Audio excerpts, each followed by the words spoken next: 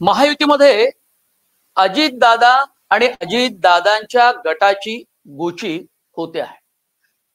भाजपचे आमदार नितेश राणे सातत्यानं वादग्रस्त वक्तव्य करतायत, पण या वादग्रस्त वक्तव्याचा फटका विधानसभेच्या निवडणुकीत दादा गटाला बसू शकतो, पर्यायानं महायुतीला बसू शकतो, याची जाणीव अजितदादांच्या राष्ट्रवादी काँग्रेस पक्षाच्या नेत्यांना आणि स्वतः अजितदादांना आणि छगन भुजबळांना सुद्धा झाली असल्यामुळे त्यांनी नितेश राणे यांच्या विरोधामध्ये तक्रार करणारं एक पत्र लिहिलेलं आहे.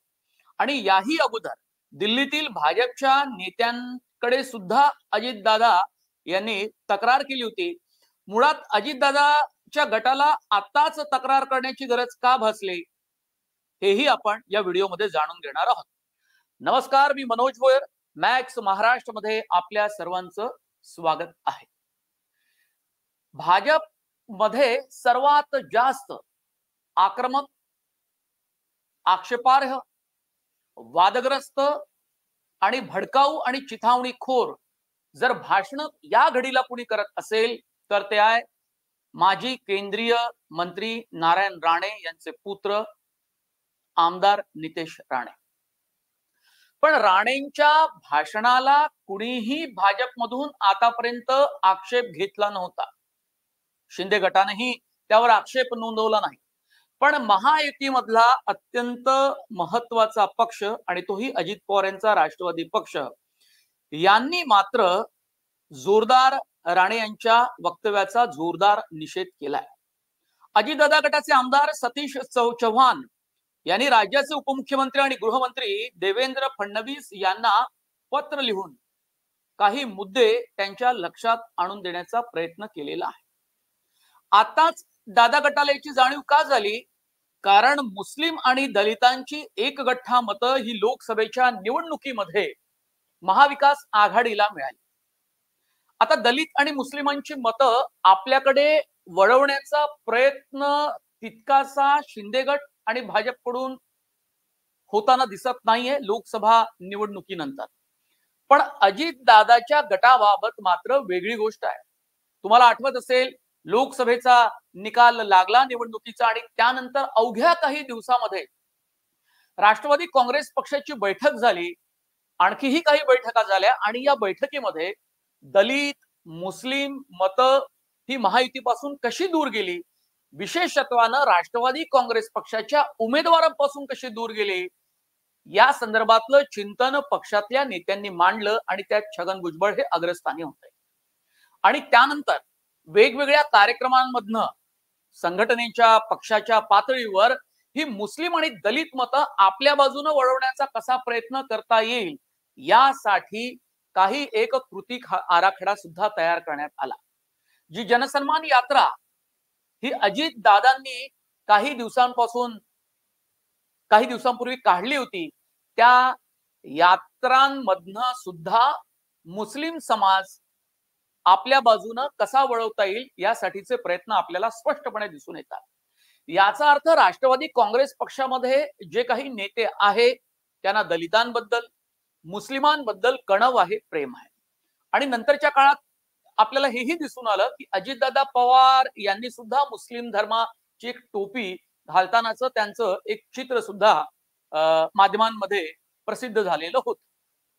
याचा अर्थ शिवसेना आणि भाजप या दोन्ही महायुतीतल्या पक्षापेक्षा अजित पवारांना या मुस्लिम आणि दलित मतांची जास्त चिंता आहे. सध्या आपण मुस्लिम मताबद्दल बोलू.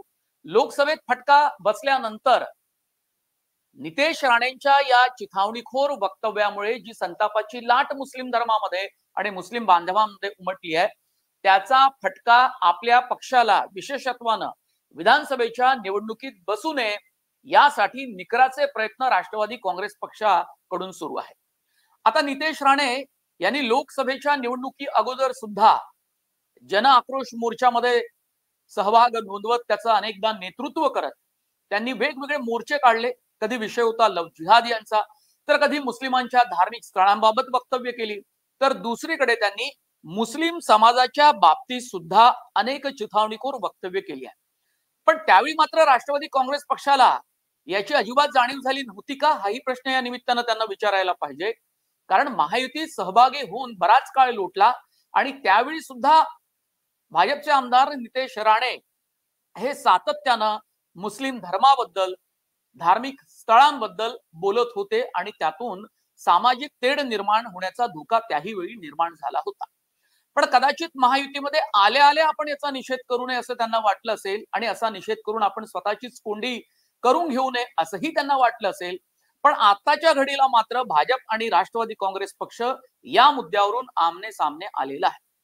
आमदार सतीश चव्हाण यांनी फडणवीसांना पत्र लिहिलं, तर अमोल मिटकरी यांनी सुद्धा नितेश राणे यांचा समाचार घेतला. बरं, राज्यामध्ये असं सगळं सुरू असून सुद्धा कधी शिवसेना गटाच्या नेत्यांनी त्यांचा विरोध केला नाही, भाजपनं तर केलाच नाही. अशा वक्तव्याचा समाजावर काय परिणाम होऊ शकतो, समाजामध्ये दुही निर्माण होऊ शकते का, याचा विचार राज्याचे गृहमंत्री देवेंद्र फडणवीस यांनी सुद्धा केला नसावा असं दिसतं. याचं कारण असं की हे पत्र लिहिल्यानंतर या पत्राबाबत माध्यमांमध्ये फडणवीसांना जेव्हा विचारलं गेलं तेव्हा त्यांनी असं सांगितलं की कधी कधी नितेश राणे यांच्या वक्तव्याचा वेगवेगळा अर्थ काढला जातो, पण आता पत्र लिहिलंच आहे. तर त्यांनी प्रतिक्रियाही दिली. वादग्रस्त वक्तव्य टाळण्याचा सल्ला फडणवीसांनी नितेश राणे यांना दिलेला आहे आणि यापुढे ते काळजी घेतील असं आश्वासन राणेंच्या वतीनं फडणवीसांनी राज्यासमोर दिलेलं आहे. ते राज्याचे उपमुख्यमंत्री आहे. कायदा आणि सुव्यवस्था राखण्याचं काम हे त्यांच्या खात्यामार्फत होतं आणि त्या खात्याचे ते प्रमुख आहेत, गृहमंत्री आहेत. या नात्यानं तर त्यांना आणखीन काळजी घ्यायला पाहिजे. पण यापूर्वी राज्यामध्ये अशी काळजी घेतल्याचं आपल्याला दिसत नाही. उलट नितेश राणे यांनी आपल्या भाषणामध्ये सोलापूरच्या असं सांगितलं होतं की गृहमंत्री आपलेच आहेत, ते बघून घेतील.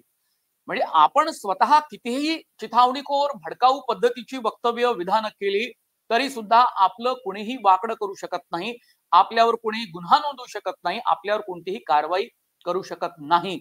अशा पद्धतीची अत्यंत अरेरावीची गुरमीची भाषा त्यांनी केली होती आणि हे चित्र काही फारसं चांगलं नव्हतं. कायदा आणि सुव्यवस्था ज्या राज्यात राखली जाते तिथे समसमान पद्धतीनं न्याय दिला जात असताना आणि तो द्यावा असं अपेक्षित असताना नितेश राणेंनी अशा प्रकारचं वक्तव्य करावं याचं अनेकांना आश्चर्य वाटलं. पण त्यावरही भाजपच्या नेत्यांनी आणि फडणवीसांनी सुद्धा काही वक्तव्य केल्याचं स्मरत नाही. पण यावेळी मात्र लढाई अटीतटीची आहे. विधानसभेची निवडणूक आहे आणि या निवडणुकीमध्ये राष्ट्रवादी काँग्रेस पक्षाला मुस्लिम समाजाची मतं मिळवायची आहे. वृत्त असंही येतं की मुस्लिम आणि ठाणे या सगळ्या परिसरामध्ये राष्ट्रवादी काँग्रेस पक्षाला आपले 10 उमेदवार मैदानात उतरवायचे आहे. जर मुस्लिम उमेदवारांना निवडणुकीच्या मैदानात उतरवायचं असेल तर निश्चितपणे त्यांच्या भावना राष्ट्रवादी काँग्रेस पक्षाला या जपाव्या लागणार आहे आणि त्यासाठी त्यांनी नितेश राणे यांना अंगावर घेतलेला आहे. सतीश चव्हाण यांच्या पत्रात काय म्हटलंय? राणे यांच्या विधानांची चौकशी करा, त्यांच्यावर कठोर कारवाई करा. स्वतःचं राजकारण करण्यासाठी नितेश राणे अशा पद्धतीनं चिथावणीखोर भाषण करतात, वक्तव्य करतात. त्यांच्या वक्तव्यामुळे, भाषणामुळे धार्मिक तेढ निर्माण होऊन गंभीर परिस्थिती निर्माण होऊ शकते आणि मुस्लिम समाजात संताप सुद्धा त्यांच्या विधानामुळे उसळलेला आहे. महायुतीमध्ये अशा पद्धतीनं काळजी आणि चिंता वाहणारा असा एकमेव राष्ट्रवादी काँग्रेस पक्ष आहे. म्हणजे मुस्लिम आणि जर दलित मत जर आपल्या हातातून निसटून गेली विधानसभेच्या निवडणुकीत तर त्याचा फटका काय बसू शकतो याची पूर्ती जाणीव त्यांना झालेली आहे. पण असं जर शिवसेना आणि भाजपच्या बाबतीत झालं तर त्यांनी वेगळ्या पद्धतीनं ही मतं भरून आपल्या उमेदवारांना जिंकून आणण्याची रणनीती सुद्धा आखली असेल. म्हणजे ती मतं आपल्याकडे यावीच असा त्यांचा प्रयत्न असेल. पण जर पक्षाचे नेतेच बेजबाबदारपणे वागत असतील तर यांची मतं, मुस्लिम समाजाची मतं मात्र भाजपकडे निश्चितपणे वळणार नाही. पण मग हिंदुत्वाच्या मुद्द्यावर ही निवडणूक लढवली जाते का, की विधानसभेच्या निवडणुकीत दलित, मुस्लिम, शेतकऱ्यांची मतं आपल्याला मिळणार नाही किंवा लाडकी बहीण योजनेचाही परिणाम किती होईल आणि त्यातून नेमके किती मतं आपल्याला मिळतील, भरभरून मतं मिळतील का, याबाबत जर महायुतीच्या नेत्यांमध्ये साशंकता असेल तर मग लोकसभेच्या निवडणुकीत ज्या पद्धतीनं हिंदुत्वाचं राजकारण केलं गेलं, हिंदुत्वाचा अजेंडा पुढे सरकवला गेला, पण त्याला सुद्धा सर्वच ठिकाणी काही प्रतिसाद मिळालेला दिसत नाही. या मुद्द्याचा विरोधी पक्षांनी, काँग्रेसने, इंडिया ब्लॉकने जोरदार विरोधही केला. याही निवडणुकीमध्ये तशाच पद्धतीचा विरोध महाविकास आघाडी विरोधी पक्ष करतील असंच आपल्याला दिसतंय. पण मग भाजपला, शिवसेनेला सोबत हिंदुत्वाच्या मुद्द्यावरून राजकारण पुढे पुढे नेत अशी जर त्यांना ही भीती असेल की दलित, मुस्लिम, शेतकऱ्यांची आणि महिलांची जर मतं आपल्याला मिळणार नाही, तर मग हिंदुत्वाचं कार्ड मात्र नेहमी वापरलं जातं आणि ते कार्ड याही वेळेला त्यांना वापरायचं आहे का? आणि त्यामुळे वेगवेगळ्या जिल्ह्यांमध्ये, शहरांमध्ये नितेश राणेंच्या नेतृत्वात मोर्चे काढून हिंदूंची मतं आपल्या बाजूला जास्तीत जास्त वळवता येईल का याचा प्रयत्न पक्षीय पातळीवर झालाय का? तो पक्षाचा अजेंडा नितेश राणेंच्या मार्फत चालवला जातोय का? असा सुद्धा प्रश्न अजितदादा गटाला निश्चितपणे पडला असेल. पण त्यांना मात्र हिंदुत्वाच्या मुद्द्यावर अजिबात राजकारण करायचं नाही. ते राजकारण करून पाहिलं, पण त्या राजकारणाचा फायदा हा शिवसेना आणि भाजपलाच होतो. त्याचा फायदा राष्ट्रवादी काँग्रेस पक्षाला अजिबात होत नाही.